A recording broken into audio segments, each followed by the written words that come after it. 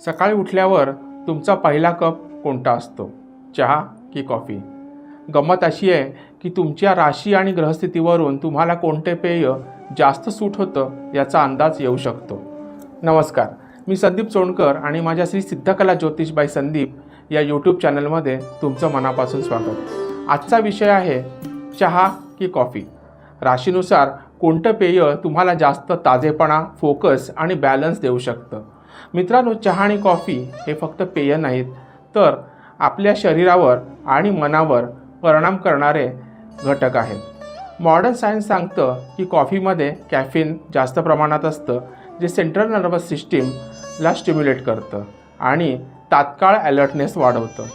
दुसरीकडे चहामध्ये कॅफीनसोबत L-थिओनाइन नावाचं ॲमिनो ॲसिड असतं, जे रिलॅक्सेशन आणि फोकस यांच्यात संतुलन निर्माण करतं.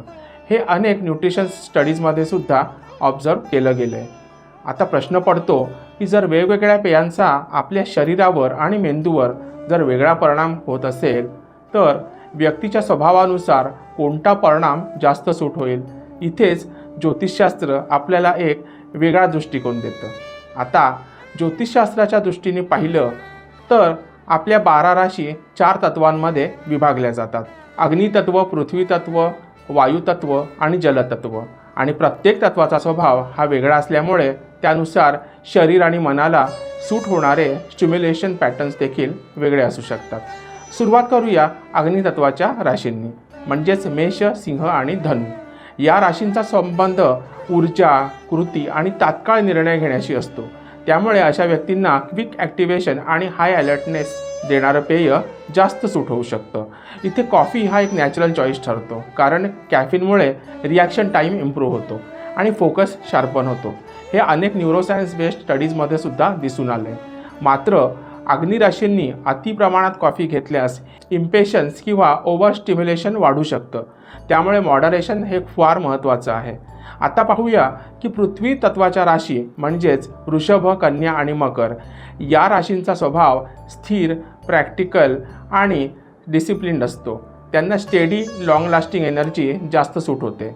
त्यामुळे चहा, विशेषतः रेग्युलर ब्लॅक टी किंवा हर्बल टी त्यांच्यासाठी अधिक सुटेबल असू शकतो. चहामधील L-थिओनाइनमुळे शांत आणि स्थिर एकाग्रता मिळते, म्हणजेच काम करताना स्टेबिलिटी आणि कॉन्सन्ट्रेशन दोन्ही टिकून राहतात. हा पॅटर्न पृथ्वी राशीच्या ग्राउंडेड नेचरशी जुळतो. आता तिसरा प्रकार म्हणजे वायू तत्वाच्या राशी, मिथुन, तूळ आणि कुंभ. या राशींचा संबंध विचार, कम्युनिकेशन आणि मेंटल प्रोसेसिंगशी असतो. त्यांचं माइंड आधीच खूप ॲक्टिव्ह असतं. त्यामुळे स्ट्रॉंग कॉफी घेतल्यास कधीकधी ओव्हर थिंकिंग किंवा अँझायटी वाढू शकते. त्यामुळे अशा व्यक्तींनी बॅलन्स्ड अप्रोच ठेवणं हे फार महत्त्वाचं असतं. हलका ब्लॅक टी, ग्रीन टी किंवा कंट्रोल्ड अमाऊंटमध्ये कॉफी हे त्यांच्यासाठी योग्य ठरू शकतं.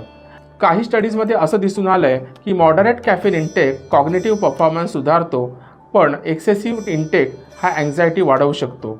आता शेवटचा प्रकार म्हणजे जलतत्वाच्या राशी, म्हणजेच कर्क, वृश्चिक आणि मीन. या राशी इमोशनल आणि सेन्सिटिव्ह असतात. त्यांना सूदिंग, कामिंग आणि इमोशनली कम्फर्टिंग अशा गोष्टी जास्त सूट होतात. त्यामुळे चहा, विशेषतः ॲरोमॅटिक टी, त्यांच्या इमोशनल बॅलन्ससाठी उपयुक्त ठरू शकतो. आयुर्वेदामध्येही गरम पेयांना मन आणि शरीर शांत ठेवण्यासाठी उपयुक्त मानलं गेलं आहे, विशेषतः वात आणि मानसिक अस्थिरतेसाठी. मित्रांनो, इथे अत्यंत महत्त्वाची गोष्ट लक्षात घ्या. हे विश्लेषण राशींच्या स्वभावावर आधारित एक जनरल ऑब्झर्वेशन आहे.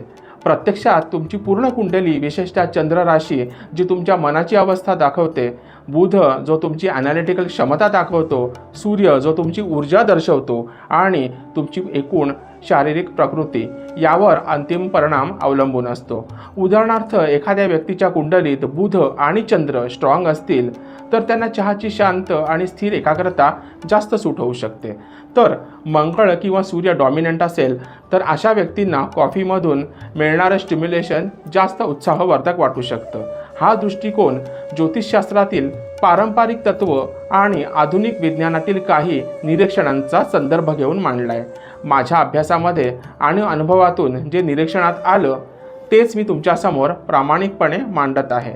यामागे कोणताही अंधश्रद्धा किंवा खोटी माहिती पसरवण्याचा हेतू नाही.